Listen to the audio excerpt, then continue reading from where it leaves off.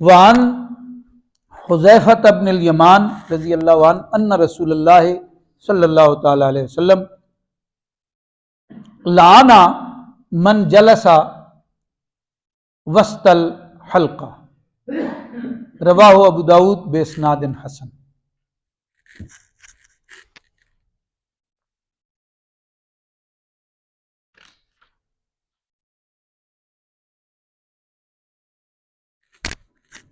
حضرت حذیفہ بن یمان رضی اللہ تعالیٰ عنہ سے روایت ہے،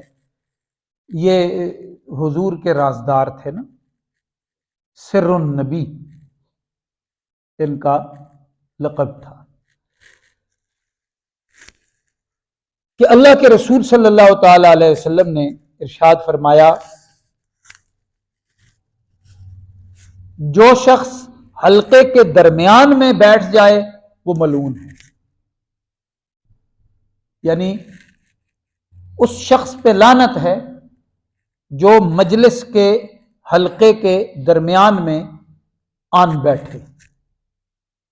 اس پہ کیا ہے؟ لعنت ہے۔ رواہ ابو داود،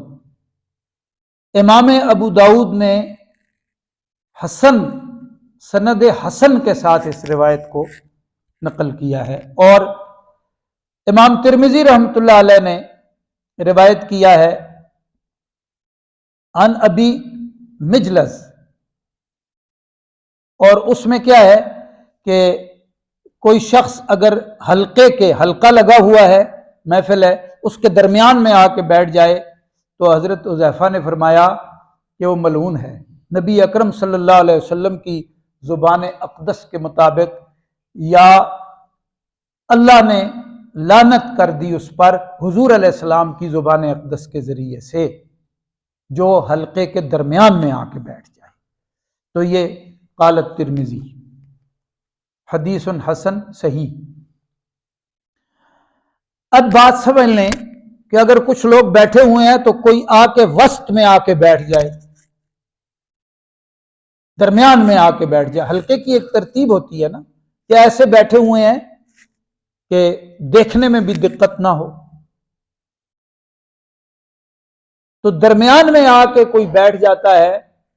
تو اس کی کئی صورتیں بیان کی ہیں محدثین کرام نے، یعنی کوئی مسخرے پن کی وجہ سے بھی آ کے بیٹھتا ہے، یا اپنے آپ کو زیادہ نمایاں کرنے کے لیے بیٹھتا ہے، تو یہ درست نہیں ہے۔ اور اتنے سخت الفاظ کیوں ہیں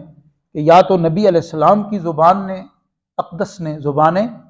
فیض ترجمان نے ایسے شخص پہ لعنت فرمائی ہے، یا حضور کی زبان سے اللہ پاک نے ایسے شخص پہ لعنت فرمائی ہے، تو وہ پورے ماحول کو خراب کر دیتا ہے۔ حلقے کی ایک ترتیب ہوتی ہے، مجلس کی ایک ترتیب ہوتی ہے، سنجیدہ بات ہو رہی ہے لیکن سارے اس کی طرف متوجہ ہو گئے، یا یہ ہے کہ وہ ایسے آ کے بیٹھ گیا ہے کہ دیکھنے والوں کے لیے دقت بن گئی ہے، تو وہ جو سارا ماحول تھا اس ماحول کو اس نے متاثر کر دیا، ترتیب سے ہٹ کے بیچ میں آ کے بیٹھ گیا۔ تو یہ وجوہات ہیں، جب بھی مجالس ہوں، محفلیں ہوں، دین کی بات ہو رہی ہو تو وہاں ایک سنجیدہ سلسلہ ہوتا ہے، اور جہاں اللہ پاک کے دین کی بات ہو رہی ہو، ظاہر ہے یہ جو بیان کیا جا رہا ہے دین کے حلقوں کی بات ہو رہی ہے، لیکن یہ ہے کہ یہ کسی بھی حلقے میں اس طرح مناسب نہیں ہے، تو بالخصوص دین کے حلقے، تو دین کے حلقوں میں ایسی حرکت اگر کوئی کرتا ہے تو وہ اس ماحول کو توڑتا ہے، اس ماحول میں ایک خرابی کھڑی کر دیتا ہے، اسی وجہ سے اس کو ملعون قرار دیا گیا ہے۔ اللہ پاک مجھے آپ کو سارے عالم کے انسانوں کو دین